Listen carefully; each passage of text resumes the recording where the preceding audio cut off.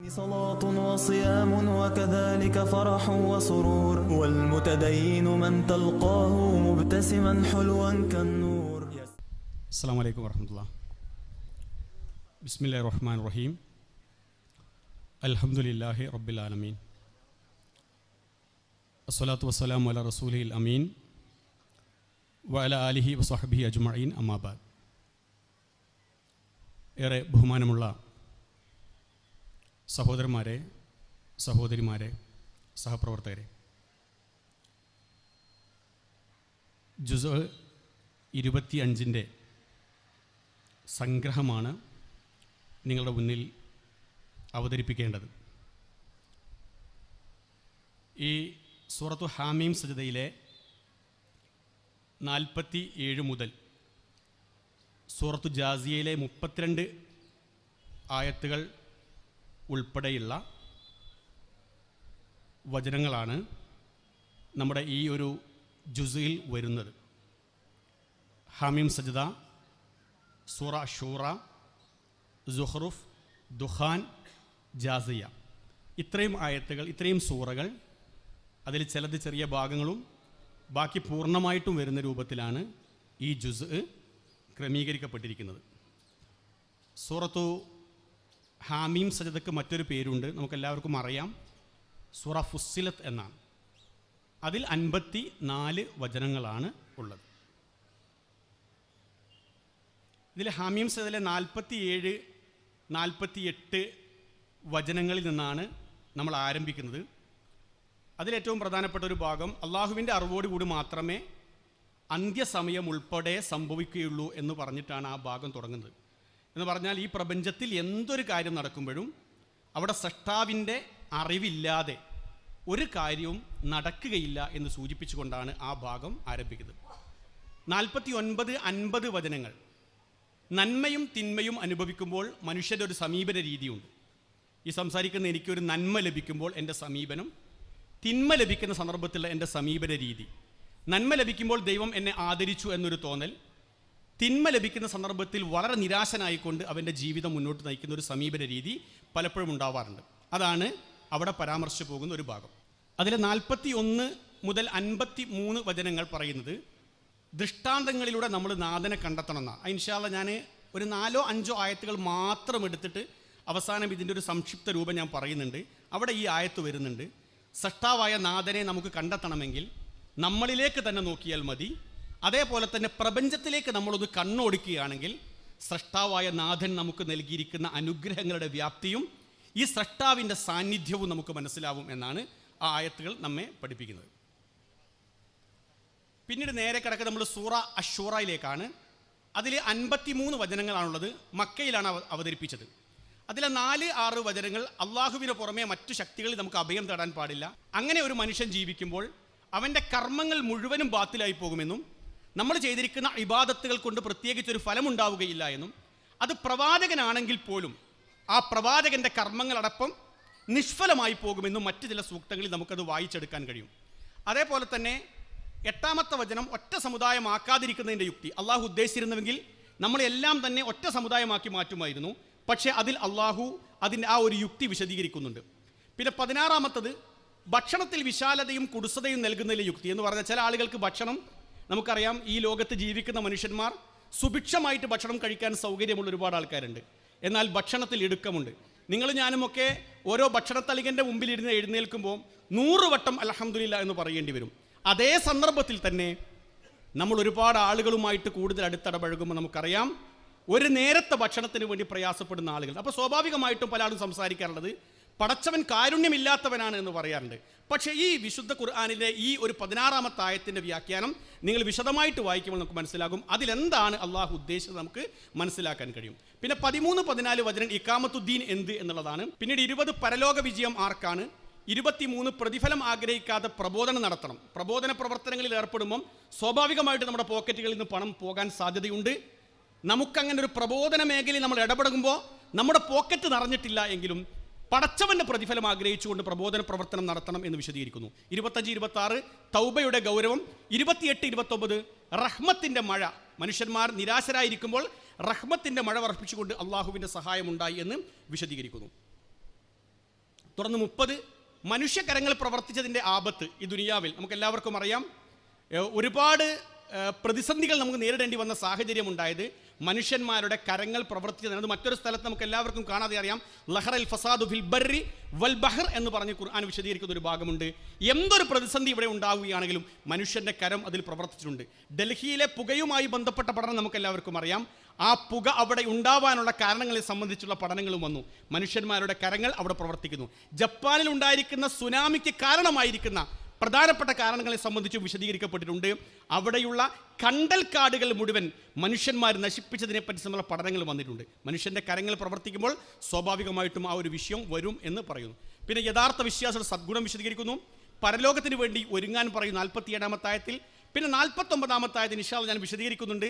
സന്താനങ്ങൾ അള്ളാഹു നമുക്ക് നൽകുന്നുണ്ട്. ചില ആളുകൾക്ക് ആൺകുട്ടി, ചില ആളുകൾക്ക് പെൺകുട്ടി, ചില ആൾക്ക് മിക്സ് ചെയ്തുകൊണ്ട്.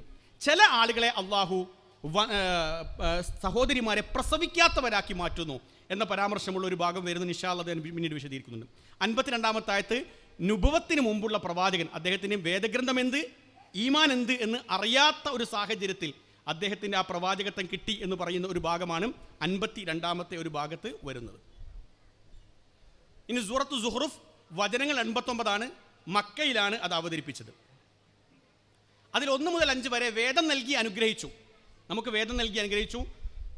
ഒരിക്കലും തന്നെ ആ വേദത്തിൻ്റെ പിന്നാലെ പോവുക എന്നുള്ളതല്ലാതെ ഒരിക്കലും അതിൽ തിരിഞ്ഞു കളയാൻ പാടില്ല. പ്രവാചകന്മാരെ അയച്ചു, പരിഹാസം കേൾക്കേണ്ടി വന്നു. അവിടെ ഒരു 6, 8 എന്ന് വന്നു പോയതാണ്, അത് തെറ്റാണ്. 9 മക്ക മുശ്രിക്കൽ റുബൂബിയത്ത് അംഗീകരിക്കും. നമുക്ക് എല്ലാവർക്കും അറിയാം. വലൈൻ സഅൽതഹു മൻ ഖലഖ സമാവാതി വൽ അർദ് ലയഖൂലുന്നല്ലാഹ്. ആകാശഭൂമികൾ സൃഷ്ടിച്ചത് ആരാണെന്ന് ചോദിച്ചാൽ അവർ അല്ലാഹു ആണെന്ന് പറയും. പക്ഷേ തൗഹീദുൽ ഉലൂഹിയത്തിൽ എത്തുന്ന സന്ദർഭത്തിൽ ആരാധ്യത ആർക്ക് എന്ന് ചോദിക്കുമ്പോൾ അവിടെ പ്രതിസന്ധിയാണ്. അത് അള്ളാഹു അല്ലാത്ത ശക്തികൾക്കും നൽകാം എന്ന് അവർ വിശ്വസിക്കുന്നു. തൗഹീദുർ റുബൂബിയത്ത് അംഗീകരിക്കുന്നതുമായി ബന്ധപ്പെട്ടുകൊണ്ടാണ് 9-ാമത്തെ വചനം പറയുന്നത്. 10 മുതൽ 13 വരെ ഭൂമിയിൽ നാഥൻ നൽകിയിരിക്കുന്ന അനുഗ്രഹങ്ങൾ. 15 മുതൽ 16 വരെ അള്ളാഹുവിന് മക്കൾ എന്ന വാദം വളരെ ഗൗരവമാണ്. അള്ളാഹുവിന് മക്കളുണ്ട്, മലക്കുകൾ അള്ളാഹുവിൻ്റെ മക്കളാണ് എന്ന് പറയുന്ന വാദം അപകടകരമായ ഒരു വാദമാണെന്ന് ഖുർആൻ പഠിപ്പിക്കുന്നു. 26 മുതൽ 29 ഇബ്രാഹിം നബി അലൈഹി സ്വലാത്തു വസ്സലാമിൻ്റെ കൽപ്പന, അള്ളാഹുവിനെ മാത്രം ആരാധിക്കണം, വിഗ്രഹങ്ങളെ കഴിയണം. 32-ാമത്തെ ആയത്ത് മഈഷത്ത് നൽകുന്നതിൻ്റെ മാനദണ്ഡം കൃത്യമാണ്, വ്യക്തമാണ്. എന്ന് പറഞ്ഞാൽ ചില ആളുകൾക്ക് മഈഷത്ത് നൽകുമ്പോൾ നല്ല രൂപത്തിൽ സൗഭാഗ്യത്തോട് ജീവിക്കാൻ നമുക്ക് തോന്നും. ചില ആളുകൾക്ക് ഭവന സൗകര്യം ഉണ്ടാവുകയില്ല, പ്രാഥമിക കർമ്മങ്ങൾ പോലും നിർവഹിക്കാൻ പറ്റാത്തൊരു സാഹചര്യം വരും. അതിനും അള്ളാഹു ചില മാനദണ്ഡങ്ങൾ വെച്ചിട്ടുണ്ട് എന്ന് 32-ാമത്തെ ആയത്ത് പറയുന്നു. 16 ദൈവസ്മരണയിൽ നിന്ന് മാറിയാൽ അവൻ്റെ കൂട്ടാളിയായിട്ട് വരുന്ന പിശാചാണ് എന്ന് ഖുർആൻ വിശദീകരിക്കുന്നു. ഇനി 43 കുറച്ച് വലുപ്പമുള്ള ഒരു സൂറത്താണ്. 43 വെളിച്ചമായ ഖുർആനെ നിങ്ങൾ പിന്തുടരണം. 51, 52 ഫിർഔന്റെ അഹങ്കാരവും പരിണിത ഫലവും. 57 മുതൽ 61 വരെ ഈസാ നബി അലൈഹി സ്വലാത്തു വസ്സലാം അന്ത്യസമയത്തിൻ്റെ അറിവ്, ഈസാ നബി അലൈഹി സ്വലാത്തു വസ്സലാമിൻ്റെ വരവുമായി ബന്ധപ്പെട്ട ഒരു പരാമർശമുണ്ട് ആ ഭാഗം. 63 അദ്ദേഹത്തിൻ്റെ തൗഹീദിലേക്കുള്ള ജനങ്ങളെ ക്ഷണം. ത്രിയേകത്വത്തെ അതിശക്തമായി എതിർത്തുകൊണ്ട് തന്നെയാണ് അദ്ദേഹം ഈ ലോകത്ത് നിന്ന് യാത്രയായത്. ആ ഭാഗം അവിടെ വിശദീകരിക്കുന്നില്ല, നമുക്ക് എല്ലാവർക്കും അറിയാം. 68, 73 സജ്ജനങ്ങൾക്ക് സ്വർഗത്തിൽ ലഭിക്കുന്ന സുഖങ്ങൾ. 74, 78 കുറ്റവാളികളുടെ ശിക്ഷയുമായി ബന്ധപ്പെട്ട പരാമർശങ്ങൾ. ഇനി സൂറ ദുഹാൻ മക്കയിലാണ് അവതരണം. വചനങ്ങൾ 59. അതിലെ 15-ാമത്തെ ഖുർആന്റെ അവതരണ രൂപം. 10 മുതൽ 16 വരെ നാഥന്റെ വരാനുള്ള ശിക്ഷ. 17 മുതൽ 24 വരെ മൂസാ നബി അലൈഹി സ്വലാത്തു വസ്സലാമിന്റെ ചരിത്രം, ചെങ്കടൽ കടക്കാനുള്ള നിർദ്ദേശം. 25 മുതൽ 29 വരെ ഫിർഔന്റെ അനുയായികൾക്കുണ്ടായ അനുഭവം. 30 മുതൽ 33 വരെ ഇസ്രായേൽ സന്തതികൾക്ക് ലഭിച്ച അനുഗ്രഹം. 38 മുതൽ 39 വരെ പ്രപഞ്ച സൃഷ്ടിപ്പിന്റെ ലക്ഷ്യം. വളരെ പ്രധാനപ്പെട്ട ഒരു ഭാഗമുണ്ട്. പരിശോധിക്കുന്നവരും നോട്ട് ചെയ്യുന്നവരും ആ ആയത്തുകൾ പ്രത്യേകം നോട്ട് ചെയ്തേക്കണം. 43 മുതൽ 50 വരെ നരകശിക്ഷയുടെ കാഠിന്യം. 51 മുതൽ 57 വരെ മുത്തക്കികളുടെ സ്വർഗീയ സുഖം. 58 ഖുർആൻ ആലോചിക്കാൻ എളുപ്പമാക്കി. എന്ന് പറഞ്ഞാൽ ഈ മഹാവേദഗ്രന്ഥം അറബിക് കോളേജിൽ അറബി പഠിച്ചിരിക്കുന്ന ആളുകൾക്ക് മാത്രമേ സാധ്യമാവുകയുള്ളൂ എന്ന് നമ്മൾ ഒരിക്കലും കരുതേണ്ടതില്ല. ഇവിടെ തന്നെ നേരത്തെ വിഷയം അവതരിപ്പിച്ച, കുറച്ച് ദിവസങ്ങൾക്ക് മുമ്പ് വിഷയം അവതരിപ്പിച്ചിരിക്കുന്ന ഒരുപാട് ആളുകൾ അങ്ങനെ മദ്രസ ക്ലാസ്സിൽ വെച്ചുകൊണ്ട് മാത്രം അറബി ഭാഷ പഠിക്കുകയും പിന്നീട് അവരുടെ പ്രയത്നത്തിൻ്റെ ഫലമായിക്കൊണ്ട് അറബി ഭാഷ നന്നായി പഠിക്കുകയും ചെയ്തവരാണ്. അതുകൊണ്ട് ഖുർആൻ പഠിക്കാനുള്ള അവസരങ്ങൾ പരമാവധി ഉപയോഗപ്പെടുത്തണം എന്ന് ഇതുമായി ബന്ധപ്പെട്ട് സാന്ദർഭികമായി സൂചിക്കുകയാണ്. ഇനി സൂറ ജാസി അവസാനത്തെ സൂറയാണ്. അതിൻ്റെ മുഴുവൻ ആയത്തുകളില്ല, നമുക്ക് പഠിക്കേണ്ടത് ഈ ജുസില്ല. മക്കയിൽ അവതരിച്ചു. വചനങ്ങൾ 37. 35 പ്രപഞ്ച സൃഷ്ടിയിലെ അത്ഭുതങ്ങൾ. ഒരുപക്ഷെ ചെറിയൊരു ലേഔട്ടിൽ വന്നൊരു പ്രശ്നമുണ്ട്, അത് നമുക്ക് ശരിയാക്കാവുന്നതാണ്. 7-ാമത്തെ ആയത്ത് ഖുർആനെ അവഗണിച്ചാലുള്ള ശിക്ഷ. 12 മുതൽ 13 വരെ ആകാശം ഭൂമി കപ്പൽ കീഴൊതുക്കി തന്നതിൽ അനുഗ്രഹം എന്ന് പറഞ്ഞാൽ ഈ ആകാശവും ഭൂമിയും കപ്പലും സൗകര്യങ്ങളും എല്ലാം തന്നെ നമുക്ക് കീഴൊതുക്കി തന്നത് വഴി നമുക്ക് ഒരുപാട് സൗകര്യങ്ങൾ ഉപയോഗപ്പെടുത്താൻ കഴിഞ്ഞു. 15 നന്മ ചെയ്യുന്നത് സ്വന്തം ഗുണത്തിന് വേണ്ടിയിട്ടാണ് എന്ന് പറഞ്ഞാൽ നമ്മൾ സാധാരണയായിട്ട് നമ്മൾ കരുതുക, ഞാനൊരു തഹജ്ജുദ് നമസ്കാരത്തിന് എഴുന്നേറ്റാൽ 5 നേരത്തെ നമസ്കാരം ജമാഅത്തായി നിർവഹിച്ചാൽ 1 പേജ് ഖുർആൻ ഡെയിലി ഞാൻ ഓതുകയാണെങ്കിൽ ഞാൻ അള്ളാഹുവിന് വേണ്ടി എന്തോ ചെയ്തു എന്നാരും ധരിക്കേണ്ടതില്ല. അങ്ങനെ ഒരു പുണ്യകർമ്മം ഒരാൾ ചെയ്യുകയാണെങ്കിൽ അയാൾക്ക് വേണ്ടി തന്നെയാണ് ചെയ്തത് എന്ന ആശയം വരുന്ന ഒരു ഭാഗമാകുന്നു 15-ാമത്തെ ആയത്ത്. 16 മുതൽ 17 വീണ്ടും ഇസ്രായേൽ സന്തതികൾക്ക് നൽകിയ അനുഗ്രഹങ്ങളെ പറ്റി പറയുന്നു. 18 മുതൽ 20 വരെ ഖുർആനിന്റെ തെളിഞ്ഞ മാർഗം വിശദീകരിക്കുന്നു. 23-24 ഇച്ഛക്കനുസരിച്ച് ജീവിക്കരുത് എന്ന് പഠിപ്പിക്കുന്നു. 27 മുതൽ 32 വരെ മഹ്ശറിൽ സംഭവിക്കുന്ന നഷ്ടത്തിന്റെയും സംതൃപ്തിയുടെയും നേർ ചിത്രം അവതരിപ്പിക്കുന്നു. ഇത്രയും ഭാഗം ഞാൻ നേരത്തെ വിശദീകരിച്ചിരിക്കുന്ന ഈ ഭാഗങ്ങളാണ് 25-ാമത്തെ ജുസ്. ഒരുപാട് ആശയ ലോകത്തേക്ക് നമ്മുടെ കൈപിടിച്ചു കൊണ്ടുപോകുന്ന ശ്രദ്ധേയമായിരിക്കുന്ന ഒരുപാട് ഭാഗങ്ങൾ വിശദീകരിക്കുന്ന ഭാഗമാണ്. ഞാൻ അതിൽ ഏറ്റവും പ്രധാനമാണ് എന്ന് എനിക്ക് തോന്നിയ ഒരു 4-5 ആയത്തുകൾ മാത്രം സംക്ഷിപ്തമായി വിശദീകരിച്ച് എൻ്റെ ഈ സംസാരം ഞാൻ അവസാനിപ്പിക്കുന്നതാണ്. അതിൽ ഏറ്റവും പ്രധാനപ്പെട്ട ഒന്ന് നമ്മുടെ 41-ാമത്തെ സൂറയിലെ 53-ാമത്തെ ആയത്ത്, സനുരീഹും ആയാത്തിന ഫിൽ ആഫാഖി വഫി അൻഫുസിഹിം ഹത്താ യതബയ്യന ലഹും അന്നഹുൽ ഹഖ് അവലം യക്ഫി ബിറബ്ബിക അന്നഹു അലാ കുല്ലി ഷൈഇൻ ഷഹീദ് എന്ന് പറഞ്ഞ നേരത്തെ വിശദീകരിച്ചു പോയിരുന്നു. നിങ്ങൾക്ക് എൻ്റെ ദൃഷ്ടാന്തങ്ങളെ കാണാൻ കഴിയും. എവിടെയൊക്കെ കാണാൻ കഴിയും? അൽ ആഫാഖ്. ആഫാഖ് എന്ന് പറഞ്ഞാൽ നാനാഭാഗങ്ങളിൽ നമുക്ക് സട്ടാവായ നാഥൻ്റെ ദൃഷ്ടാന്തങ്ങൾ കാണാൻ കഴിയും. വഫി അൻഫുസിഹിം, നിങ്ങളെപ്പറ്റി നിങ്ങൾ പരിശോധിക്കുമ്പോൾ നിങ്ങൾക്ക് സട്ടാവിൻ്റെ ഒരുപാട് അനുഗ്രഹങ്ങളും ദൈവത്തെയും കണ്ടെത്താൻ കഴിയും. അതിലേറ്റവും പ്രധാനപ്പെട്ടതാണ് ഫിംഗർ പ്രിന്റ്. നമുക്കെല്ലാവർക്കും അറിയാം, നുസവ്വിയ ബനാന എന്ന് ഖുർആൻ വിശദീകരിച്ചൊരു ഭാഗം നമ്മളിലുള്ള ഏറ്റവും വലിയ ദൃഷ്ടാന്തമാണ്. നമ്മുടെ സൃഷ്ടിപ്പുമായി ബന്ധപ്പെട്ട നേരത്തെ അത്ഭുതകരമായ പ്രയോഗങ്ങൾ ഇവിടെ പറഞ്ഞില്ലേ, അതേപോലെ തന്നെ നമുക്കറിയാം ഈ സൃഷ്ടിപ്പ് ട്വിൻസ് ആണെങ്കിൽ പോലും, ഇരട്ടയാണെങ്കിൽ പോലും ആ 2 പേരുടെയും കയ്യൊപ്പ്, വിരൽത്തുമ്പുകൾ വ്യത്യസ്തമാണ്. അത് നമ്മളെപ്പറ്റി പഠിക്കുമ്പോൾ സട്ടാവായ നാഥൻ്റെ സൃഷ്ടി വൈഭവം നമുക്ക് ബോധ്യമാകും എന്നാണ് ആ വിഷയം നമ്മെ പഠിപ്പിക്കുന്നത്. അതേപോലെ തന്നെ പ്രപഞ്ചത്തിലെ ഏത് സൃഷ്ടിജാലങ്ങളിലേക്ക് നോക്കിയാലും ഇണകളായി സൃഷ്ടിച്ചു എന്ന് പറഞ്ഞിരിക്കുന്ന പരാമർശം, ഓരോ സസ്യലതാദികൾ നമ്മൾ എടുത്ത് പരിശോധിക്കുമ്പോഴും സട്ടാവായ നാഥൻ്റെ സൃഷ്ടി വൈഭവം നമുക്ക് കൃത്യമായിട്ട് ബോധ്യമാകും എന്നാണ് ഖുർആൻ ആയത്തിലൂടെ വിശദീകരിക്കുന്നത്. തൊട്ടടുത്ത ആയത്ത് നമ്മുടെ ജീവിതത്തിൻ്റെ ഏറ്റവും പ്രധാനപ്പെട്ട ഒരു ലക്ഷ്യം വിശദീകരിക്കുന്ന 42-ാമത്തെ സൂറയിലെ 20-ാമത്തെ ആയത്താണ്. മൻ കാന യുരീദു ഹർസൽ ആഖിറ നസിദ് ലഹു ഫി ഹർസിഹി എന്ന് പറഞ്ഞാൽ ആരെങ്കിലും പരലോകത്തേക്കുള്ള കൃഷിയാണ് അവൻ ഉദ്ദേശിക്കുന്നെങ്കിൽ അവന് നാം വർദ്ധിപ്പിച്ചു കൊടുക്കും, അവന് നാം അധികരിപ്പിച്ചു കൊടുക്കും. വമൻ കാന യുരീദു ഹർസദ് ദുനിയ നുഅ്തിഹി മിൻഹ, ഇനി ദുനിയാവിലെ കൃഷിയാണ് ആരെങ്കിലും ആഗ്രഹിക്കുന്നത് അത് അവന് നൽകും. വമാ ലഹു ഫിൽ ആഖിറതി മിൻ നസീബ്, പരലോകത്ത് അവന് പ്രത്യേകിച്ച് ഓഹരിയൊന്നും ഉണ്ടാവില്ല. എന്ന് പറഞ്ഞാൽ എൻ്റെയും നിങ്ങളുടെയും ശ്രമങ്ങൾ നടക്കേണ്ടത് പരലോകത്തേക്കുള്ള സമ്പാദ്യത്തിന് വേണ്ടിയിട്ടാണ്. ഞാനൊരു പ്രവൃത്തി ചെയ്യുമ്പം, ഞാനൊരു കർമ്മം ചെയ്യുമ്പം സട്ടാവായ നാഥൻ്റെ അടുക്കൽ എനിക്ക് പ്രതിഫലം ലഭിക്കണമെന്ന ആഗ്രഹം ഉണ്ടാവുക, ഭൗതികമായ താല്പര്യങ്ങൾ വെടിയുക. എന്നാൽ ചില ആളുകൾക്ക് സ്വാഭാവികമായിട്ട് ഈ ആയത്ത് കേട്ടപ്പോൾ ഒരു സംശയം ഉണ്ടാകും. അവസാനിപ്പിച്ചത് വമാ ലഹു ഫിൽ ആഖിറതി മിൻ നസീബ് എന്ന് പറഞ്ഞ് അവസാനിപ്പിച്ചതെന്ന് പറഞ്ഞാൽ ദുനിയാവിനെ നോക്കുന്ന മനുഷ്യന്മാർക്ക് പരലോകത്തൊരു ഓഹരിയുമില്ല എന്ന് തെറ്റിദ്ധരിക്കേണ്ടതില്ല. ഈ ദുനിയാവിൽ നമുക്ക് അനുവദനീയമായിരിക്കുന്ന കാര്യങ്ങളെല്ലാം തന്നെ ഉപയോഗപ്പെടുത്താൻ ഖുർആൻ പല സ്ഥലങ്ങളിലായിട്ട് വിശദീകരിക്കുന്നുണ്ട്. പക്ഷേ പരലോകം മറന്നുകൊണ്ട് മനുഷ്യന്മാർ ജീവിക്കാൻ പാടില്ല. അദ്ദുനിയ മസ്റഅത്തുൽ ആഖിറ, പ്രവാചകന്റെ വചനമാണ്. ദുനിയാവ് പരലോകത്തേക്കുള്ള കൃഷിയിടമാണ്. അതുകൊണ്ട് പരലോകത്തേക്ക് സമ്പാദിക്കാൻ വേണ്ടി നമ്മൾ പ്രത്യേകമായി ശ്രമിക്കേണ്ടതുണ്ട്. പ്രവാചകൻ സ്വല്ലല്ലാഹു അലൈഹി വസല്ലം ഒരിക്കൽ ഈത്തപ്പനത്തടിയിൽ കിടന്ന് എഴുന്നേറ്റ സന്ദർഭത്തിൽ അദ്ദേഹത്തിൻ്റെ പുറത്ത് കുറച്ച് പാടുകൾ കണ്ടു. അനുചരന്മാർ ചോദിച്ചു, റസൂലെ നിങ്ങൾ ഇങ്ങനെ വിഷമിക്കേണ്ട ഒരാളല്ലല്ലോ എന്ന് ചോദിച്ചപ്പോൾ റസൂൽ സ്വല്ലല്ലാഹു അലൈഹി വസല്ലം അദ്ദേഹത്തോട് പറഞ്ഞൊരു സൗകര്യപ്രദമായ മെത്തുണ്ടാക്കി തരാമെന്ന് പറഞ്ഞപ്പം പ്രവാചകൻ സ്വല്ലല്ലാഹു അലൈഹി വസല്ലം അവരോട് പറഞ്ഞു, മാലി വലി ദുനിയ മാ അന ഇല്ലാ കറാക്കിബ്, ഞാനും ഈ ദുനിയാവും തമ്മിൽ എന്ത് ബന്ധമാണുള്ളത്?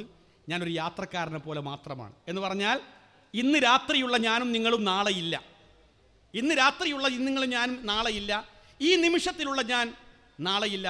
ഈ ഒരു നശ്വരമായിരിക്കുന്ന ലോകത്തുനിന്ന് അനശ്വരമായ ഒരു ലോകത്തേക്ക് നമുക്ക് യാത്ര പോകാനുണ്ട് എന്നുള്ള ഏറ്റവും ശ്രദ്ധേയമായിരിക്കുന്ന ഒരു സന്ദേശമാണ് ഖുർആൻ ഈ ആയത്തിലൂടെ പഠിപ്പിച്ചത്. അതിൻ്റെ ആശയ സമ്പുഷ്ടത മനസ്സിലാക്കി ആ ഭാഗത്തേക്ക് നമ്മുടെ ജീവിതം ക്രമീകരിക്കാൻ വേണ്ടി ശ്രമിക്കാം. ഇനി മനുഷ്യകരങ്ങൾ പ്രവർത്തിച്ചതിൻ്റെ ഫലം ഞാൻ ചെറിയ രൂപത്തിൽ വിശദീകരിച്ചു. വമാ അസാബക്കും മിൻ മുസീബ ഫബിമാ കസബത് ഐദീകും വയഅഫു അൻ കസീർ, നിങ്ങൾ എന്തെങ്കിലും ഒരു ദുരിതം ഈ ദുനിയാവിൽ ഉണ്ടായിട്ടുണ്ട് എങ്കിൽ അത് നിങ്ങളുടെ കൈകൾ പ്രവർത്തിച്ചതിൻ്റെ ഫലമാകുന്നു. 42-ാമത്തെ സൂറ 30-ാമത്തെ ആയത്ത്. അത് നമുക്കറിയാം, ഞാൻ നേരത്തെ വിശദീകരിച്ച രൂപത്തിൽ ഒരുപാട് പ്രതിസന്ധികൾ നമ്മൾ അനുഭവിച്ചു കൊണ്ടിരിക്കുന്നു. ഓസോൺ പാളികൾക്കുണ്ടായിരിക്കുന്ന ദ്വാരത്തെ സംബന്ധിച്ച് പഠനങ്ങൾ പറയുന്നു. അതിന് പ്രധാനമായ കാരണങ്ങൾ നമുക്കെല്ലാവർക്കും അറിയാം. ഓസോൺ പാളിക്കുണ്ടായിരിക്കുന്ന വിള്ളൽ മനുഷ്യൻ്റെ കരങ്ങൾ പ്രവർത്തിച്ച നിമിത്തമാണെന്ന് ആധുനിക സയൻസ് നമ്മോട് കൽപ്പിക്കുന്നു. ഞാൻ പറഞ്ഞതെന്ന് വെച്ചാൽ മനുഷ്യൻ്റെ കരങ്ങൾ അതിലുണ്ട്. ഞാൻ വായിച്ചത് ശരിയാണോ എന്നറിയില്ല, കൂടുതൽ ഗവേഷണം നടത്താൻ വേണ്ടി നമുക്ക് ആലോചിക്കാം.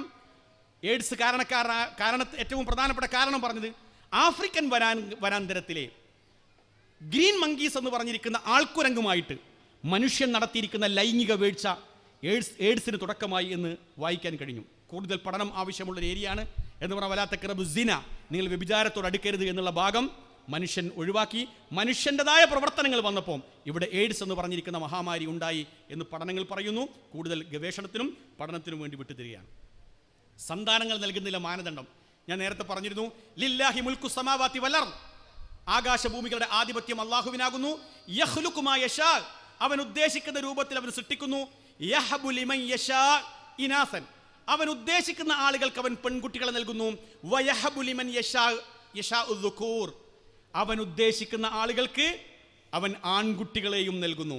ഔ യുസവ്വിജുഹും ദുക്റാനൻ വ ഇനാസ, ചില ആളുകൾക്ക് ആൺകുട്ടികളെയും പെൺകുട്ടികളെയും മിക്സ് ആയിട്ട് നൽകുന്നു. നമുക്കറിയാം, ചില ആളുകൾ പറയും സ്വാഭാവികമായിട്ടും ഒരു 3 ആൺകുട്ടികളൊക്കെ ഒരു 3 പെൺകുട്ടികൾ ഉണ്ടായി കഴിഞ്ഞാൽ 4ാമതൊന്ന് പ്രസവിക്കുമ്പോൾ അവരുടെ ലക്ഷ്യമുണ്ടാവാറുള്ളത് സാധാരണ 4ാമത്തെ പ്രസവത്തിൽ എനിക്കൊരു ആൺകുട്ടി ഉണ്ടാകുമെന്നാണ്. അങ്ങനെ ലേബർ റൂമിന് തൊട്ട് പുറത്തേക്ക് വരുന്ന സന്ദർഭത്തിൽ ചോദിക്കുന്ന ചോദ്യം, ഏതാ കുട്ടി? ഇതും പെൺകുട്ടിയാണ്. അപ്പോൾ സ്വാഭാവികമായിട്ട് നിങ്ങളുടെ മുഖം വിവരണമാവേണ്ടതില്ല. സ്വർഗത്തിലേക്ക് പോകാൻ സട്ടാവ് എനിക്കൊരു വഴി ഒരുക്കി നിങ്ങൾ വിചാരിച്ചാൽ മതി. ആ പേരൻസ് സ്വർഗത്തിലേക്ക് പോകാനുള്ളൊരു വഴി എനിക്ക് ഒരുക്കി കിട്ടിയെന്ന് വിചാരിച്ചാൽ മതി. മറ്റൊന്നെന്താണെന്നറിയാമോ? ഇത് സട്ടാവിൻ്റെ തീരുമാനമാണ്, ദൈവത്തിൻ്റെ തീരുമാനമാണ്.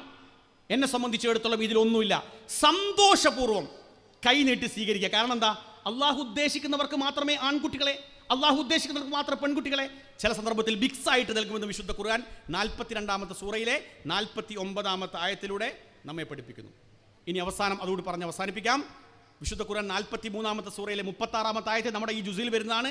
വമൻ യഅ്ശു അൻ ദിക്രി റഹ്മാൻ നുഖയ്യിദ് ലഹു ശൈത്വാനൻ ഫഹുവ ലഹു ഖരീൻ, അള്ളാഹുവിൻ്റെ സ്മരണയിൽ നിന്ന് ആരെങ്കിലും വിട്ടുകഴിഞ്ഞാൽ അവനെ സംബന്ധിച്ചിടത്തോളം അവന് പിശാച് കൂട്ടാളിയായിട്ടുണ്ടാകും. എന്ന് പറഞ്ഞാൽ ദൈവസ്മരണയോടുകൂടി ജീവിക്കുന്ന മനുഷ്യന്മാരുടെ കൂടെ പിശാച് ഉണ്ടാവുകയില്ല. റസൂൽ സല്ലല്ലാഹു അലൈഹി വസല്ലം പറഞ്ഞു, ലാ തജ്അലു ബുയൂതകും മഖാബിറ ഇന്ന ശൈത്വാന യംഫിറു മിനൽ ബൈത്തിൽ ലദീ തുഖറഉ ഫീ സൂറത്തുൽ ബഖറ, നിങ്ങൾ നിങ്ങളുടെ വീടുകളെ കബറിടങ്ങളാക്കരുത്. സൂറത്തുൽ ബഖറ പാരായണം ചെയ്യുന്ന വീട്ടിൽ പിശാച് ഓടിപ്പോകും. എന്താ കാരണം എന്നറിയാമോ?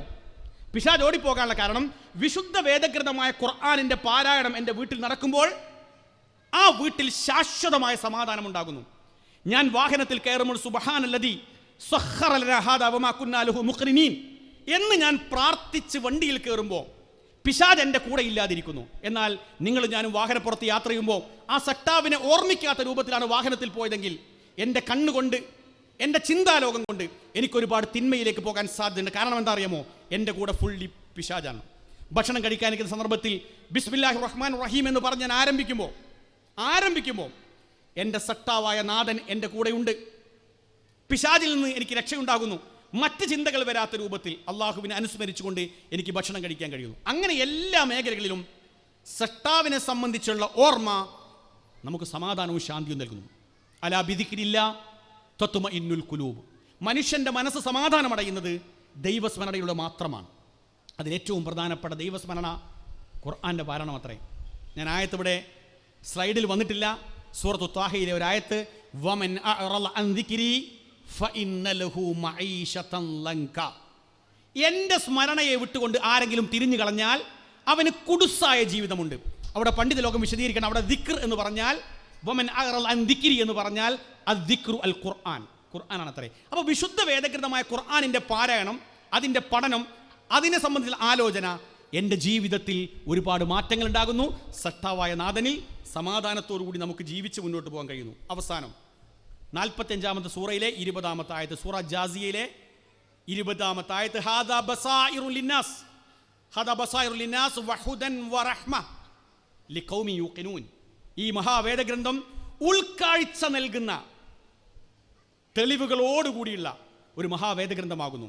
ദൃഢവിശ്വാസം കൊള്ളുന്ന ജനതയ്ക്ക് അതിൽ മാർഗദർശനവും കാരുണ്യവുമുണ്ട്. പ്രിയപ്പെട്ടവരെ, ഈ വേദഗ്രന്ഥത്തിൻ്റെ ആഴത്തിലുള്ള അന്വേഷണം നമ്മൾ നടത്തേണ്ടതുണ്ട്.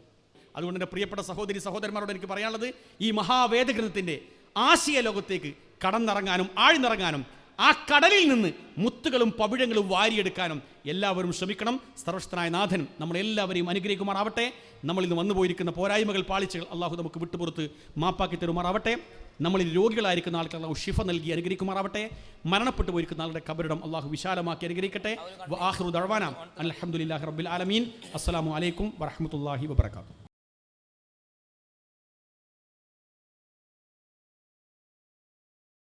അസ്സലാമു അലൈക്കും വറഹ്മത്തുള്ളാ. അൽഹംദുലില്ലാ വസ്സലാത്തു വസ്സലാമു അലാ റസൂലില്ലാ വഅലാ ആലിഹി വസ്വഹ്ബിഹി അജ്മഈൻ. ബഹുമാന്യരായ സഹോദരന്മാരെ, സഹോദരികളെ, ബഹുമാന്യനായ സഹോദരൻ ഖുർആനിലെ 25-ാമത്തെ ജുസുവുമായി ബന്ധപ്പെട്ടുകൊണ്ടുള്ള വിശദമായ രൂപത്തിലുള്ള വിശദീകരണമാണ് നമ്മുടെ മുമ്പിൽ അവതരിപ്പിച്ചിട്ടുള്ളത്. ഈ ഭാഗത്തും വിശുദ്ധ ഖുർആനിൻ്റെ മറ്റു ഭാഗങ്ങളിലും പരാമർശ വിധേയമായിട്ടുള്ള വളരെ സുപ്രധാനമായ ഒരു വിഷയമാണ് വഹി, പ്രവാചകത്വം എന്ന് പറയുന്നത്. സൂറ അശൂറയിൽ മുഹമ്മദ് നബിക്കും മുൻ പ്രവാചകന്മാർക്കും വഹി നൽകിയതിനെക്കുറിച്ചുള്ള പരാമർശം നടത്തുന്നുണ്ട്. കദാലിക യൂഹി ഇലൈക വഇലല്ലദീന മിൻ ഖബ്ലിക അല്ലാഹുൽ അസീസുൽ ഹകീം. പ്രതാപിയും യുക്തിമാനുമായ അള്ളാഹു നിനക്കും മുമ്പുള്ള പ്രവാചകന്മാർക്കും വഹി നൽകിയിട്ടുണ്ട് എന്നാണ് അള്ളാഹു ഇവിടെ വിശദീകരിക്കുന്നത്. ഇസ്ലാമിക വിശ്വാസ പ്രമാണങ്ങളിലെ മൗലിക പ്രധാനമായ ഒന്നാണ് റിസാലത്ത് എന്ന് പറയുന്നത്. നമുക്കത് മലയാളത്തിൽ ദൗത്യമെന്ന് വിശദീകരിക്കപ്പെടാം, അതിൻ്റെ ഭാഷാപരമായി അങ്ങനെ പറയാം. സാങ്കേതികമായി അള്ളാഹു തൻ്റെ പക്കലുള്ള മാർഗദർശനത്തെ എത്തിക്കുവാനും ഇഷ്ടമാർഗം ജനങ്ങൾക്ക് കാണിച്ചു കൊടുക്കുവാനും വേണ്ടി അള്ളാഹു സ്വീകരിച്ചിരിക്കുന്ന ഒരു നിശ്ചിത വ്യവസ്ഥക്കാണ് റിസാലത്ത് അഥവാ നുബൂവത്ത് എന്ന് പറയുന്നത്. ദൈവികമായ ഈ ദൗത്യവുമായി വന്നിട്ടുള്ള ആളുകളെ പ്രവാചകന്മാർ, നബിമാർ എന്ന് നമ്മൾ പറയും. റുസുൽ, നബി എന്നുള്ള പദപ്രയോഗങ്ങളിലൂടെ അതാണ് വിവക്ഷിക്കപ്പെടുന്നത്. പ്രവാചകന്മാർക്ക് അള്ളാഹുവിൻ്റെ പക്കൽ നിന്ന് ലഭിക്കപ്പെട്ടിരുന്ന ദിവ്യ വെളിപാടുകൾക്കാണ് അറബിയിൽ വഹി എന്ന് പറയുന്നത്. വഹി എന്ന പദത്തിന് ഭാഷയിൽ പരോക്ഷമായി അറിയിക്കുക, അതുപോലെ തന്നെ സൂചന നൽകുക, തോന്നിപ്പിക്കുക, സ്വകാര്യമായി അറിയിക്കുക എന്നീ അർത്ഥങ്ങളാണ് ഭാഷയിൽ വഹി എന്ന പദത്തിന് ഉള്ളത്. സാങ്കേതികമായി അള്ളാഹുവിൻ്റെ സന്ദേശം അള്ളാഹു തിരഞ്ഞെടുത്തിട്ടുള്ള പ്രവാചകന്മാർക്ക് അറിയിക്കുന്ന രീതിശാസ്ത്രത്തിനാണ് വഹി എന്ന് പറയുന്നത്. ഒരു ജീവി വളർന്ന് വികസിക്കുന്നതിന് വിവിധങ്ങളായ മാർഗങ്ങളുണ്ട്. ആ മാർഗങ്ങളിലെ ഏറ്റവും സുപ്രധാനമായിട്ടുള്ള വികാസഘട്ടങ്ങളിലെ ഏറ്റവും പ്രധാനപ്പെട്ട ഘട്ടമാണ് ഹിദായത്ത് എന്ന് പറയുന്നത്. വിശുദ്ധ ഖുർആൻ നമുക്ക് സുപരിചിതമായിട്ടുള്ള സൂറത്ത് അൽ അലയിൽ ഈ കാര്യം വിശദീകരിക്കുന്നത് സബ്ബിഹിസ്മ റബ്ബിക്കൽ അഅല അല്ലദീ ഖലഖ ഫസവ്വ വല്ലദീ ഖദ്ദറ ഫഹദ. സുപരിചിതമായ വചനങ്ങളാണ്. അത്യുന്നതനായിട്ടുള്ള നിന്റെ രക്ഷിതാവിനെ നീ പ്രകീർത്തിക്കുക എന്ന് പറഞ്ഞുകൊണ്ട് അല്ലദീ ഖലഖ ഫസവ്വ വല്ലദീ ഖദ്ദറ ഫഹദ. 4 കാര്യങ്ങളാണ് ഇവിടെ വിശദീകരിക്കപ്പെട്ടിട്ടുള്ളത്. ഒന്ന്, ഇല്ലായ്മയിൽ നിന്ന് സൃഷ്ടിച്ചു എന്നതാണ്. ഒന്നുമല്ലാത്ത അവസ്ഥയിൽ നിന്ന് മനുഷ്യരടക്കമുള്ള മുഴുവൻ ജന്തുജാലങ്ങളെയും സസ്യലോകങ്ങളെയും പ്രപഞ്ചത്തെയും ഒക്കെ സൃഷ്ടിച്ച ഇല്ലായ്മയിൽ നിന്നുള്ള സൃഷ്ടിപ്പ്. രണ്ടാമത്, സൃഷ്ടിക്കപ്പെടുന്ന വസ്തുവിന് അനുയോജ്യമായ രൂപഘടന. കരയിൽ ജീവിക്കുന്ന ജീവികൾക്ക് അതിനനുയോജ്യമായത്, കടലിൽ ജീവിക്കുന്നത് അനുയോജ്യമായ രീതിയിലുള്ള രൂപഘടന നൽകി. തണുപ്പിലും കാറ്റിലും അതുപോലെ തന്നെ ചൂടിലുമൊക്കെ ജീവിക്കുന്ന ജീവജാലങ്ങൾക്കും സസ്യലതാദികൾക്കുമൊക്കെ അതിനനുയോജ്യമായ രീതികൾ നൽകി. മൂന്നാമത് അല്ലാഹു പറയുന്നത് സവിശേഷമായ ജീവിത വൃത്തി നൽകിയതിനെ കുറിച്ചാണ്. വല്ലദീ ഖദ്ദറ. ജീവിക്കുവാനാവശ്യമായ സൗകര്യങ്ങളും വിഭവങ്ങളും ഈ പ്രകൃതിയിൽ അള്ളാഹു ഒരുക്കി വെച്ചിട്ടുണ്ട്. നാലാമത് അള്ളാഹു പറയുന്നത് ജീവിക്ക് അതിൻ്റെ നിലനിൽപ്പിനും പരിപാലനത്തിനുമുള്ള മാർഗദർശനം നൽകി എന്നതാണ്, ഹിദായത്ത് നൽകി എന്നതാണ്. വിശുദ്ധ ഖുർആൻ മറ്റൊരു സ്ഥലത്ത് പറയുന്നത് റബ്ബുനല്ലദീ അഅ്താ കുല്ല ഷൈഇൻ ഖൽഖഹു സുമ്മ ഹദാ, എല്ലാ വസ്തുക്കളെയും സൃഷ്ടിക്കുകയും ആ വസ്തുക്കൾക്കും ജീവജാലങ്ങൾക്കുമൊക്കെ ജീവിക്കുവാൻ ആവശ്യമായിട്ടുള്ള മാർഗദർശനം നൽകുകയും ചെയ്തവനാണ് ഈ പ്രപഞ്ചത്തിൻ്റെ സൃഷ്ടാവ് എന്നാണ് ഖുർആൻ വിശദീകരിക്കുന്നത്. ഈ ഹിദായത്തിൻ്റെ ഭാഗങ്ങൾ പരിശോധിച്ച് നോക്കിയാൽ, ഈ മാർഗദർശനത്തിൻ്റെ വഴികൾ പരിശോധിച്ച് നോക്കിയാൽ പ്രധാനമായും 4 രീതിയിലാണ് ഓരോ ജീവിക്ക്, പ്രത്യേകിച്ചും മനുഷ്യവർഗത്തിന് അള്ളാഹു മാർഗദർശനം നൽകുന്നത്. ഒന്നാമത്തത് സഹജവാസനയാണ്, നമ്മളുടെ ജന്മവാസനകൾ. ഏതൊരു ജീവിക്കും ഭക്ഷണം തേടുവാനും കൂട് നിർമ്മിക്കുവാനും വഴിയറിയുവാനും അതുപോലെ തന്നെ ശത്രുക്കളിൽ നിന്ന് രക്ഷപ്പെടുവാനുമൊക്കെയുള്ള ഒരു ഉൾവിളി, അന്തർലീനമായി കിടക്കുന്ന ഒരു ബോധം അള്ളാഹു നൽകിയിട്ടുണ്ട്. അതാണ് സഹജബോധം എന്ന് പറയുന്നത്. തേനീച്ച എന്ന് പറയുന്ന ഒരു പ്രാണിയെക്കുറിച്ച് ഖുർആൻ അതിൻ്റെ മഹത്തായ ജീവിത ക്രമത്തെക്കുറിച്ച് വിശദീകരിക്കുന്നുണ്ട്. അത് വളരെ സിസ്റ്റമാറ്റിക്കായി ശാസ്ത്രീയമായിട്ടാണ് വീട് നിർമ്മിക്കുന്നത്. അതിന് കൂടുണ്ടാക്കുവാൻ ആവശ്യമായ സ്ഥലം അന്വേഷിക്കുകയും അതിൻ്റെ റിപ്പോർട്ട് നൽകുകയും ചെയ്യുന്നു. അതുപോലെ തന്നെ അതിൻ്റെ കൂട് എയർ കണ്ടീഷനിങ് രീതിയിലാണ്, 6 വശങ്ങളും 6 കോണുകളുമുള്ള രീതിയിലാണ് തേനീച്ച കൂട് നിർമ്മിക്കുന്നത്. അങ്ങനെ വൈവിധ്യമാർന്ന അതിൻ്റെ ആ ഇന്ദ്രിയമായിട്ടുള്ള ജൈവികമായിട്ടുള്ള ബോധത്തെക്കുറിച്ച് ഖുർആൻ വിശദീകരിച്ചെടുത്ത് പറയുന്നത് അള്ളാഹു തേനീച്ചക്ക് ആ ബോധനം നൽകി എന്നതാണ്. സൂറത്തുൻ നഹ്ലിൽ അള്ളാഹു പറയുന്ന ഒരു കാര്യം, വൗഹാ റബ്ബുക ഇലൻ നഹ്ലി അനിത്തഖിദി മിനൽ ജിബാലി ബുയൂതൻ വമിനശ് ശജരി വമിമ്മാ യഅരിശൂൻ. മലകളിലും മരങ്ങളിലും മനുഷ്യർ കെട്ടിയുണ്ടാക്കുന്ന എടുപ്പുകളിലുമൊക്കെ കൂട് നിർമ്മിക്കുവാനുള്ള, വീട് നിർമ്മിക്കുവാനുള്ള ബോധനം തേനീച്ചക്ക് നൽകി എന്ന് പറയുന്നുണ്ട്. അപ്പോൾ ഓരോ ജീവിക്കും അതിൻ്റെ പ്രകൃതിപരമായ ജീവിതം മുന്നോട്ട് കൊണ്ടുപോകുവാനുള്ള സഹജബോധം നൽകിയത് വഴി കാണിക്കുന്നതിൻ്റെ ഒരു മാർഗമാണ്. അതോടൊപ്പം തന്നെ ഇങ്ങനെ വഴി കാണിച്ചു കൊടുത്ത ദൈവത്തിന് അള്ളാഹു ഇഷ്ടപ്പെടുന്ന ഒരു മനുഷ്യനെ വ്യക്തമായി തിരഞ്ഞെടുക്കുകയും ആ മനുഷ്യന് ഒരു ദിവ്യബോധനം നൽകുവാനുള്ള, ആ ദിവ്യബോധനം അദ്ദേഹത്തിന് മനസ്സിലാക്കുവാനും കഴിയുന്ന രൂപത്തിൽ വഹി നൽകുവാനുള്ള സാധ്യതകളിലേക്കും ഇത് വിരൽ ചൂണ്ടുന്നുണ്ട്. രണ്ടാമത്, ഒരു ജീവി, മനുഷ്യരാകട്ടെ മറ്റു ജന്തുജാലങ്ങളാകട്ടെ, അവർ മാർഗദർശനത്തിൻ്റെ വഴി സ്വീകരിക്കുന്നത് പഞ്ചേന്ദ്രിയങ്ങൾ വഴിയാണ്.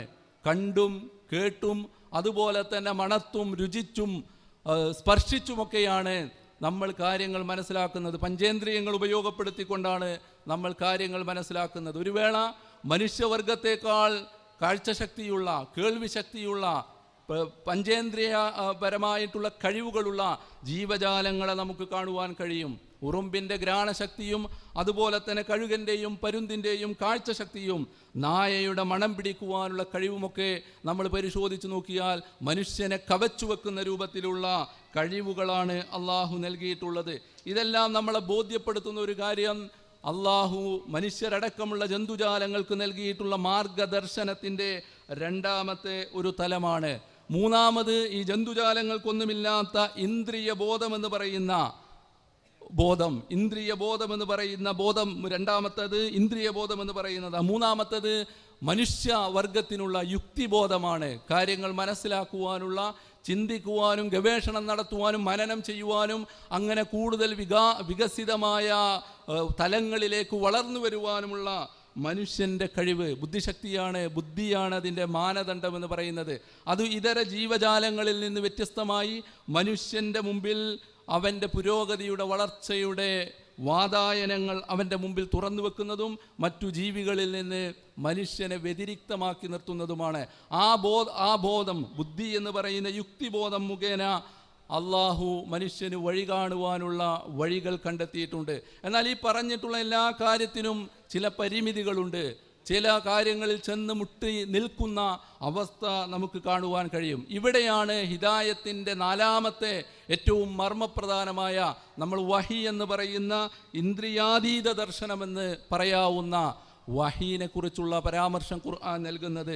മനുഷ്യരുടെ അതുപോലെ ജന്തുജാലങ്ങളുടെ ഭൗതികമായ, ശാരീരികമായ ജീവിത പ്രക്രിയക്ക്, സുരക്ഷിതമായ ജീവിതത്തിനാവശ്യമായിട്ടുള്ള എല്ലാവിധ സൗകര്യങ്ങളും ഒരുക്കിയിട്ടുള്ള പടച്ചതമ്പുരാൻ മനുഷ്യൻ്റെ ആത്മീയമായിട്ടുള്ള വളർച്ചയ്ക്ക് നൽകുന്ന ഒരു മരുന്നാണ് ഈ വഹി എന്ന് പറയുന്നത്. ആത്മീയമായ വളർച്ചക്കാവശ്യമായിട്ടുള്ള വഴികൾ കാണിച്ചു കൊടുക്കുവാനാണ് അള്ളാഹു പ്രവാചകന്മാരെ നിയോഗിച്ചിട്ടുള്ളത്. ഖുർആൻ പല സ്ഥലങ്ങളിൽ ആ കാര്യം വിശദീകരിക്കുന്നുണ്ട്. വലികുല്ലി ഉമ്മത്തിൻ റസൂൽ, അതുപോലെ തന്നെ വലികുല്ലി ഖൗമിൻ ഹാദ്, എല്ലാ സമൂഹങ്ങളിലേക്കും മാർഗദർശികളെ അള്ളാഹു നിയോഗിച്ചിട്ടുണ്ട്, ദൂതന്മാരെ അള്ളാഹു നിയോഗിച്ചിട്ടുണ്ട്. എൻ്റെ മാർഗദർശനം നിങ്ങൾക്ക് വന്നെത്തുകയാണെങ്കിൽ അത് പിന്തുടരുന്ന ആളുകൾക്ക് ഭയപ്പെടേണ്ടതില്ല, ദുഃഖിക്കേണ്ടി വരികയില്ല എന്നുള്ള പരാമർശങ്ങൾ അള്ളാഹു ഈ വിഷയത്തിലാണ് നടത്തിയിട്ടുള്ളത്. ഇനി പ്രവാചകത്വത്തെക്കുറിച്ച് നമ്മൾ പരിശോധിച്ചു നോക്കിയാൽ അത് അള്ളാഹു തിരഞ്ഞെടുക്കുന്നതാണ്. ഏതെങ്കിലും ഒരു വ്യക്തി ആഗ്രഹിച്ചതുകൊണ്ടോ അയാളുടെ പരിശ്രമങ്ങൾ കൊണ്ടോ അയാളുടെ കഴിവുകൾ കൊണ്ടോ നേടിയെടുക്കുവാൻ കഴിയുന്ന ഒന്നല്ല പ്രവാചകത്വം എന്ന് പറയുന്നത്. അല്ലാഹു യസ്തഫീ മിനൽ മലായികതി റുസുലൻ വമിനൻ നാസ്, അള്ളാഹു മലക്കുകളിൽ നിന്നും മനുഷ്യരിൽ നിന്നും പ്രവാചകന്മാരെ തെരഞ്ഞെടുക്കുന്നു എന്ന് ഖുർആൻ വിശദീകരിക്കുന്നു. മറ്റൊരു സ്ഥലത്ത് അല്ലാഹു അഅലമു ഹൈസു യജഅലു റിസാലതഹു, അള്ളാഹുവിന് തൻ്റെ സന്ദേശം എവിടെ ആർക്കാണ് നൽകേണ്ടത് എന്നതിനെക്കുറിച്ച് നന്നായി അറിയാം എന്ന് ഖുർആൻ വിശദീകരിക്കുകയാണ്. അഥവാ അള്ളാഹു തൻ്റെ ഇഷ്ടമനുസരിച്ചാണ് തൻ്റെ ഇഷ്ടദാസന്മാർക്ക് പ്രത്യേകമായി നൽകുന്ന മഹത്തായ പദവിയാണ് നുബൂവത്ത് എന്ന് പറയുന്നത്. ഒരു വ്യക്തിക്കും അതിൽ പ്രത്യേകമായ പരിശ്രമത്തിൻ്റെയോ അയാളുടെ കഴിവിൻ്റെയോ മാനദണ്ഡമില്ല. അതുപോലെ തന്നെ ഒരു പ്രവാചകനും തനിക്ക് വഹി ലഭിക്കുമെന്ന് പ്രതീക്ഷിച്ചിട്ടുമില്ല. വിശുദ്ധ ഖുർആൻ അത് എടുത്തു പറയുന്നുണ്ട്. മൂസാ നബി അലൈഹി സ്വലാത്തു വസ്സലാം ഈജിപ്തിൽ നിന്ന് മദിയനിലേക്ക് പോയി. വർഷങ്ങൾ കഴിഞ്ഞിട്ടാണ് മദിയനിൽ നിന്ന് തിരിച്ചു വരുന്നത്. അങ്ങനെ ഒരു മലമ്പ്രദേശത്തെത്തി സന്ധ്യ മയങ്ങിയ സമയത്ത് ഒരു വെളിച്ചം കാണുന്നു. അങ്ങനെ അതൊരു പ്രകാശം, വെളിച്ചമാണ്, തീയാണെന്ന് വിചാരിച്ചു കൊണ്ടുപോകുമ്പോഴാണ് അള്ളാഹുവിൻ്റെ വിളിയാളവും ദിവ്യബോധനവും മൂസാ നബി അലൈഹി സ്വലാത്തു വസ്സലാമക്ക് അവതരിപ്പിക്കപ്പെടുന്നത്. മുഹമ്മദ് നബി സല്ലല്ലാഹു അലൈഹി വസല്ലമയും വഹീനെ പ്രതീക്ഷിച്ചിരുന്നു എന്ന് ചില ആളുകൾ പറയാറുണ്ട്. എന്നാൽ ഖുർആൻ അതിനെക്കുറിച്ച് പറയുന്നത് വമാ കുൻത തർജു അൻ യുൽഖാ ഇലൈക്കൽ കിതാബു ഇല്ലാ റഹ്മതൻ മിർ റബ്ബിക്, നിനക്ക് വഹി ദിവ്യബോധനം ലഭിക്കുമെന്ന് നീ ഒരിക്കലും പ്രതീക്ഷിച്ചിരുന്നില്ല. ഇല്ലാ റഹ്മതൻ മിർ റബ്ബിക്, നിന്റെ രക്ഷിതാവിൽ നിന്നുള്ള കാരുണ്യമായിട്ടാണ് ദിവ്യബോധനം അവതരിപ്പിച്ചിട്ടുള്ളത് എന്ന് ഖുർആൻ വിശദീകരിക്കുകയാണ്. ഈ ജുസിലും നേരത്തെ പരാമർശിക്കപ്പെട്ടതുപോലെ വേദഗ്രന്ഥം എന്താണ്, വിശ്വാസം എന്താണ് എന്നൊന്നും താങ്കൾക്കറിയുമായിരുന്നില്ല എന്ന് ഖുർആൻ വിശദീകരിക്കുന്നുണ്ട്. അപ്പോൾ ആരും പ്രതീക്ഷിച്ചുകൊണ്ടല്ല ദിവ്യബോധനങ്ങൾ വരുന്നത്, അള്ളാഹു പ്രത്യേകമായി തെരഞ്ഞെടുക്കുന്നു എന്നർത്ഥം. ഇനി ഈ ഭാഗത്ത് ഖുർആൻ വിശദീകരിക്കുന്ന വഹിയുമായി ബന്ധപ്പെട്ട വളരെ സുപ്രധാനമായ ഒരു കാര്യം, 3 രീതിയിലാണ് ഒരു മനുഷ്യനോട് അള്ളാഹു സംസാരിക്കുന്നത്. സൂറത്തു അശ്ശൂറയിലെ 51-ാമത്തെ വചനത്തിൽ വമാ കാന ലിബശരിൻ അൻ യുകല്ലിമഹുല്ലാഹു ഇല്ലാ വഹിയൻ, ഒരു മനുഷ്യനോട് അള്ളാഹു സംസാരിക്കുന്നത് ഒന്ന് വഹിയിൻ്റെ അടിസ്ഥാനത്തിലായിരിക്കും, മനുഷ്യ മനസ്സിലേക്ക് അള്ളാഹു നൽകുന്ന വെളിപാടുകളുടെ അടിസ്ഥാനത്തിലായിരിക്കും എന്ന് അള്ളാഹു പറയുന്നു. അത് സ്വപ്നം വഴിയാകാം, സ്വപ്നമല്ലാത്ത രീതിയിലും അള്ളാഹു പ്രത്യേകമായി തെരഞ്ഞെടുത്തിട്ടുള്ള പ്രവാചകന്മാർക്ക് വഹി നൽകുന്നു. മഹാനായ ഇബ്രാഹിം നബി അലൈഹി സ്വലാത്തു വസ്സലാം തൻ്റെ മകനെ ബലിയറുക്കുവാൻ സ്വപ്നദർശനം നൽകിയ കാര്യം ഖുർആൻ അത് വിശദീകരിക്കുന്നുണ്ട്. യാ ബുനയ്യ ഇന്നി അറാ ഫിൽ മനാം, ഞാൻ സ്വപ്നത്തിൽ ദർശനം കണ്ടു എന്ന സ്വപ്നത്തിലൂടെ അള്ളാഹു വഹി നൽകുന്നു. മഹാനായ നബി സല്ലല്ലാഹു അലൈഹി വസല്ലമയും അനുയായികളും മക്കയിൽ വന്ന് ഉംറ നിർവഹിച്ചു പോകുന്ന സന്തോഷ വാർത്ത ഖുർആൻ നൽകുന്ന ആ സംഭവം വിശദീകരിക്കുന്നിടത്തും പ്രവാചകന് സ്വപ്നദർശനം നൽകി എന്നാണ് ഖുർആൻ പറയുന്നത്. ലഖദ് സ്വദഖല്ലാഹു റസൂലഹു റുഅ്യാ ബിൽ ഹഖ് എന്ന് സത്യമായും അള്ളാഹു തൻ്റെ ദാസന് സ്വപ്നം സാക്ഷാത്കരിച്ചു കൊടുത്തിരിക്കുന്നു എന്ന് അതുമായി ബന്ധപ്പെട്ടുകൊണ്ട് വിശദീകരിക്കുന്നുണ്ട്. അപ്പോൾ ഒന്നാമത്തത് മനുഷ്യ മനസ്സുകളിലേക്ക് വെളിപാടുകൾ നൽകുന്നു. രണ്ടാമത്തത് ഔ മിൻ വറാഇ ഹിജാബ്, ഒരു മറക്കു പിന്നിൽ നിന്ന് അള്ളാഹു സംസാരിക്കുന്നു. മറക്കു പിന്നിൽ നിന്നുള്ള സംസാരം. മൂസാ നബി അലൈഹി സ്വലാത്തു വസ്സലാമക്ക് ആ രൂപത്തിലാണ് ദിവ്യബോധനം ലഭിക്കപ്പെട്ടിട്ടുള്ളത്. ദൈവത്തെ കാണാതെ ദൈവഭാഷണം കേൾക്കുക എന്ന രീതിയാണ് രണ്ടാമത്തെ തലം. മൂന്നാമത് ഖുർആൻ വിശദീകരിക്കുന്നത് ഔ യുർസില റസൂലൻ ഫയൂഹിയ ബിഇദ്നിഹി, ഒരു മലക്കിനെ നിയോഗിച്ചുകൊണ്ട് ആ മലക്ക് മുഖേന ദിവ്യബോധനങ്ങൾ നൽകുന്നു. ഇങ്ങനെ 3 രീതിയിലാണ് അള്ളാഹു മനുഷ്യരോട് സംസാരിക്കുന്നത് എന്നാണ് ഖുർആൻ നമ്മളുടെ മുമ്പിൽ അവതരിപ്പിക്കുന്നത്. മഹാനായ റസൂൽ സ്വല്ലല്ലാഹു അലൈഹി വസല്ലമയോട് ആയിഷ റളിയല്ലാഹു അൻഹ എങ്ങനെയാണ് താങ്കൾക്ക് വഹി വരുന്നത് എന്ന് ചോദിക്കുന്ന സന്ദർഭത്തെ ഒരു ഹദീസുകളിൽ വിശദീകരിക്കുന്നത് കാണാൻ കഴിയും. നബി സല്ലല്ലാഹു അലൈഹി വസല്ലം പറഞ്ഞു, ചില സന്ദർഭങ്ങളിൽ മണിനാദം മുഴങ്ങുന്നത് പോലെയുള്ള ശബ്ദം എനിക്ക് അനുഭവപ്പെടും. അങ്ങനെ ആ ശബ്ദം പൂർണ്ണമായി കഴിഞ്ഞാൽ സന്ദേശവാഹകൻ എന്നോട് പറഞ്ഞ കാര്യങ്ങൾ എനിക്ക് ഹൃദിസ്ഥമായിട്ടുണ്ടാകും. അതാണ് എനിക്ക് ലഭിക്കുന്ന വഹികളിൽ ദിവ്യബോധനങ്ങളിൽ ഏറ്റവും പ്രയാസകരമായിട്ടുള്ളത് എന്ന് പ്രവാചകൻ ഓർത്തെടുത്ത് പറയുന്നുണ്ട്. അതല്ലെങ്കിൽ മനുഷ്യരൂപത്തിൽ മലക്ക് വന്നുകൊണ്ട് പ്രത്യക്ഷപ്പെട്ടുകൊണ്ട് സംസാരിക്കുകയും അത് സംസാരം കഴിഞ്ഞാൽ ഞാൻ ഹൃദിസ്ഥമാക്കുകയും ചെയ്യുമെന്ന് പ്രവാചകൻ സ്വല്ലല്ലാഹു അലൈഹി വസല്ലം വിശദീകരിക്കുന്നുണ്ട്. ഇങ്ങനെയാണ് വഹിയിൻ്റെ അവതരണം. ഇനി ഇതുമായി ബന്ധപ്പെട്ടുകൊണ്ട് പറയാനുള്ള, ശ്രദ്ധയിൽപ്പെടുത്തുവാനുള്ള 1-2 പോയിന്റുകൾ. പ്രവാചകന്മാർ മതപരമായ വിഷയങ്ങൾ സംസാരിക്കുന്നത് വഹിയിൻ്റെ അടിസ്ഥാനത്തിലായിരിക്കും എന്നതാണ്. ഭൗതികമായ കാര്യങ്ങൾ, ഐഹികമായ കാര്യങ്ങൾ പ്രവാചകന്മാർ സംസാരിക്കാറുണ്ട്. എന്നാൽ മതപരമായ കാര്യങ്ങളാണ് പ്രവാചകന്മാർ വഹിയിൻ്റെ പിൻബലത്തോടുകൂടി സംസാരിക്കുന്നത്. ഖുർആൻ പറയുന്നത് വമാ യൻതിഖു അനിൽ ഹവാ ഇൻ ഹുവ ഇല്ലാ വഹിയുഹാ. പ്രവാചകൻ സ്വന്തം ഇഷ്ടപ്രകാരം ഇച്ഛപ്രകാരം സംസാരിക്കുന്നില്ല. അള്ളാഹുവിനാൽ അവതരിപ്പിക്കപ്പെടുന്ന ദിവ്യബോധനത്തിൻ്റെ അടിസ്ഥാനത്തിലാണ് സംസാരിക്കുന്നത് എന്ന് ഖുർആൻ വിശദീകരിക്കുകയാണ്. പ്രവാചകനോട് പല സന്ദർഭങ്ങളിലായി അനുയായികൾ, പ്രത്യേകിച്ചും യുദ്ധ സാഹചര്യങ്ങളിലൊക്കെ നിങ്ങളുടെ ഇഷ്ടപ്രകാരമാണോ ഈ പ്രദേശം തിരഞ്ഞെടുത്തിരിക്കുന്നത് എന്ന് ചോദിച്ചത് കാണാൻ കഴിയും. അള്ളാഹുവിൻ്റെ നിർദ്ദേശമാണോ പ്രവാചകൻ്റെ താല്പര്യമാണോ എന്നൊക്കെ ചോദിച്ചത് കാണുവാൻ കഴിയും. അപ്പോൾ അവിടെയൊക്കെ നമുക്ക് മനസ്സിലാക്കാൻ കഴിയുന്നത് മതപരമായ വിഷയങ്ങളിലാണ് പ്രവാചകൻ വഹീൻ്റെ അടിസ്ഥാനത്തിൽ സംസാരിക്കുന്നത് എന്ന് മാത്രമല്ല, നബി സല്ലല്ലാഹു അലൈഹി വസല്ലം പറഞ്ഞു, അൻതും അഅലമു ബി ഉമൂരി ദുനിയാക്കും. ഭൗതികമായ വിഷയങ്ങൾ നിങ്ങളാണ് കൂടുതൽ അറിയുന്നത് എന്നുകൂടി പ്രവാചകൻ ഇതിനോട് ചേർത്തു പറഞ്ഞു. ഇനി മറ്റൊരു കാര്യം, പ്രവാചകത്വത്തിൻ്റെ, പ്രവാചക ദൗത്യത്തിൻ്റെ സാർവകാലികത എന്ന് പറയുന്നതാണ്. എല്ലാ കാലഘട്ടങ്ങളിലും അള്ളാഹു പ്രവാചകന്മാരെ നിയോഗിച്ചിട്ടുണ്ട്. മനുഷ്യാരംഭം മുതൽ ഈ പ്രവാചകന്മാരെ അള്ളാഹു നിയോഗിച്ച കാര്യം ഖുർആൻ വിശദീകരിക്കുന്നുണ്ട്. എന്നാൽ ആ പ്രവാചകന്മാരുടെയൊക്കെ നിയോഗം പ്രത്യേകമായ കാലഘട്ടത്തിലും നിശ്ചിതമായ കാലഗണനയിലും ഒതുങ്ങുന്നതായിരുന്നു. അവർ ജീവിക്കുന്ന സമൂഹത്തോടായിരുന്നു അവർക്ക് അഭിസംബോധന ചെയ്യാൻ നിർദ്ദേശിക്കപ്പെട്ടിരുന്നത്. എന്നാൽ മുഹമ്മദ് നബി സല്ലല്ലാഹു അലൈഹി വസല്ലമയുടെ നിയോഗവുമായി ബന്ധപ്പെട്ടുകൊണ്ട് ഖുർആൻ പറയുന്നിടത്ത് ലോകർക്കുള്ള കാരുണ്യം, ലോകത്തുള്ള മുഴുവൻ ജനങ്ങളിലേക്കുമുള്ള നിയോഗിതനായ പ്രവാചകൻ എന്ന അർത്ഥതലങ്ങളിൽ പ്രവാചകന്റെ നിയോഗം ഖുർആൻ വിശദീകരിക്കുന്നുണ്ട്. വമാ അർസൽനാ ഇല്ലാ റഹ്മത്തൻ ലിൽ ആലമീൻ വമാ അർസൽനാക ഇല്ലാ കാഫത്തൻ ലിന്നാസി ബശീറൻ വനദീറ. ലോകത്തുള്ള മുഴുവൻ ആളുകൾക്കും കാരുണ്യമായി കൊണ്ടല്ലാതെ താങ്കളെ നിയോഗിച്ചിട്ടില്ല, മുഴുവൻ മനുഷ്യരിലേക്കുമാണ് താങ്കളുടെ നിയോഗം. അപ്പോൾ ലോകാവസാനം വരെയുള്ള പ്രവാചക മുഹമ്മദ് നബി സല്ലല്ലാഹു അലൈഹി വസല്ലമയുടെ നിയോഗം മുതൽ അന്ത്യനാൾ വരെയുള്ള മുഴുവൻ മനുഷ്യർക്കും മാർഗദർശിയായി കൊണ്ടാണ് അള്ളാഹു മുഹമ്മദ് നബിയെ നിയോഗിച്ചിട്ടുള്ളത്. ആ പ്രവാചകൻ കടന്നു വന്നുകൊണ്ട് സമൂഹത്തോട് പറഞ്ഞത്, ഞാൻ എനിക്ക് മുമ്പ് കഴിഞ്ഞുപോയ മുഴുവൻ പ്രവാചകന്മാരെയും അംഗീകരിക്കുന്നു എന്നതാണ്. ലാ നുഫർരിഖു ബൈന അഹദിൻ മിൻഹും. ആ പ്രവാചകന്മാർക്കിടയിൽ യാതൊരു വേർതിരിവും കാണിക്കുന്നില്ല എന്ന് കൃത്യമായി വിശദീകരിക്കുകയും ചെയ്യുന്നുണ്ട്. അപ്പോൾ പ്രവാചകന്മാരുടെ ശൃംഖലയിലെ അവസാനത്തെ കണ്ണിയാണ് മുഹമ്മദ് നബി സല്ലല്ലാഹു അലൈഹി വസല്ലം. ഇവിടെ നമ്മൾ ചേർത്തു മനസ്സിലാക്കേണ്ട ഒരു കാര്യം, ഇനിയൊരു പ്രവാചകൻ കടന്നു വരാനുമില്ല. ഖുർആൻ അത് വളരെ വ്യക്തമായി വിശദീകരിക്കുന്നുണ്ട്. റിസാലത്തിൻ്റെ പരിസമാപ്തി കുറിച്ചു കഴിഞ്ഞിട്ടുണ്ട്.